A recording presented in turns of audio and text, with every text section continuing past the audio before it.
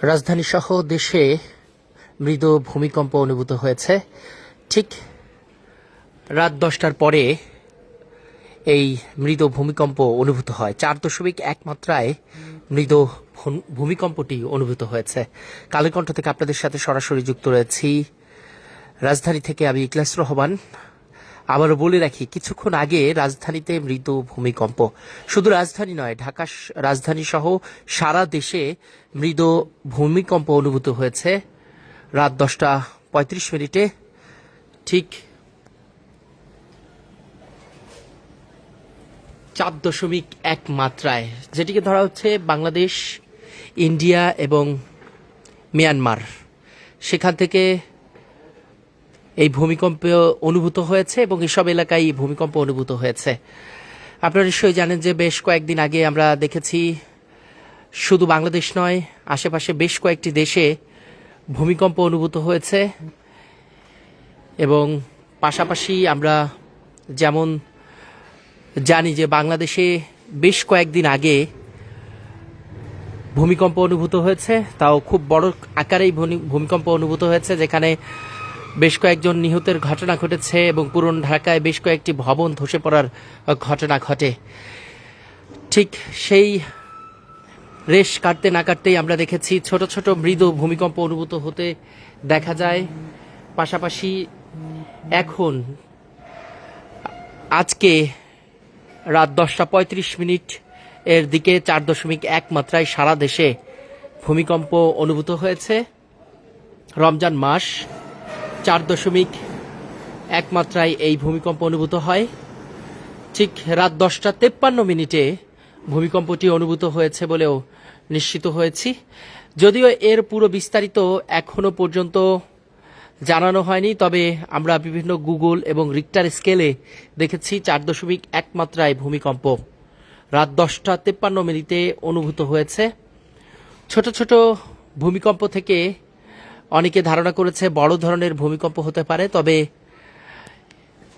আমরা বিভিন্ন ভূতত্ত্ববিদ এবং বিশেষ করে ভূমিকম্প নিয়ে যারা গবেষণা করেন তারা যেমনটি বলছেন যে বড় ভূমিকম্পের পর আফটার ইফেক্ট যেটি বলা হয় সেটি ঘটে থাকে।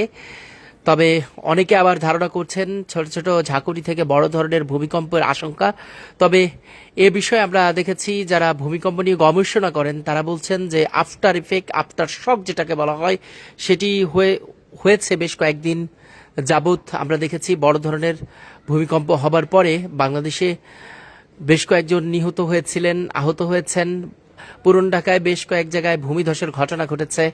এরপরে আমরা মৃদু ছোট ছোট ভূমিকম্পের আঘাত সারা দেশ জুড়ে অনুভূত হয়েছে। তারই পরে আমরা বেশ কয়েকদিন আমরা দেখেছি যে ভূমিকম্পের যে আতঙ্ক, সেই আতঙ্ক থেকে বাঁচবার জন্য বিভিন্ন ধরনের প্রশিক্ষণও দেয়া হয়েছে এবং দেশের বিভিন্ন জায়গায় ভূমিকম্প বাঁচার জন্য যেসব সতর্ক থেকে যেসব সতর্ককরণ বিজ্ঞাপন, সেটিও সরকার থেকে দেয়া হয়েছিল। এখন ঠিক কিছুক্ষণ আগে রাত 10টা 53 মিনিটে 4.1 মাত্রায় সারা দেশে ভূমিকম্প অনুভূত হয়েছে। কালের কণ্ঠ থেকে আপনাদের সাথে সরাসরি যুক্ত রয়েছি রাজধানী থেকে ইখলাস রহমান। আবারও জানিয়ে রাখি, প্রতি মুহূর্তে সবার আগে সর্বশেষ খবর জানতে হলে ভিজিট করুন kalerkonth.com। যারা এখনো পর্যন্ত ইউটিউব, ফেসবুক পেজটি ভিজিট করেননি অবশ্যই ভিজিট করবেন। তবে সম্প্রতি সময়ে আমরা দেখেছি শুধু বাংলাদেশ নয়, আশপাশে মিয়ানমার, ভারত, পাকিস্তান সহ, শ্রীলঙ্কা সহ অন্য অন্য দেশে ভূমিকম্পের মাত্রা বেড়েছে এবং ভূমিকম্প প্রায়শই ঘটছে। অনেকে বলছেন এই ভূমিকম্প থেকে আসলে বাঁচবার উপায় কি, ভূমিকম্প হলে বাংলাদেশের আসলে কি ধরনের ক্ষয়ক্ষতি হওয়ার সম্ভাবনা রয়েছে। আমরা বিভিন্ন সংস্থা এবং বিভিন্ন গবেষণা থেকে যেমনটি নিশ্চিত হয়েছি, বাংলাদেশে যদি বড় ধরনের 6 মাত্রার ভূমিকম্প হয় সেক্ষেত্রে লক্ষাধিক মানুষের ক্ষতিগ্রস্ত হওয়ার সম্ভাবনা এবং প্রাণহানির সম্ভাবনা রয়েছে। এমন সব তথ্য আমরা জেনেছি বিভিন্ন সংস্থাগুলো এমন তথ্য সরবরাহ করেছে। আরেকটি বিষয় আবারও বলতে চাই যে আজকে ঠিক রাত 10:53 রাজধানী সহ সারা দেশে 4.1 মাত্রার মৃদু ভূমিকম্প অনুভূত হয়েছে।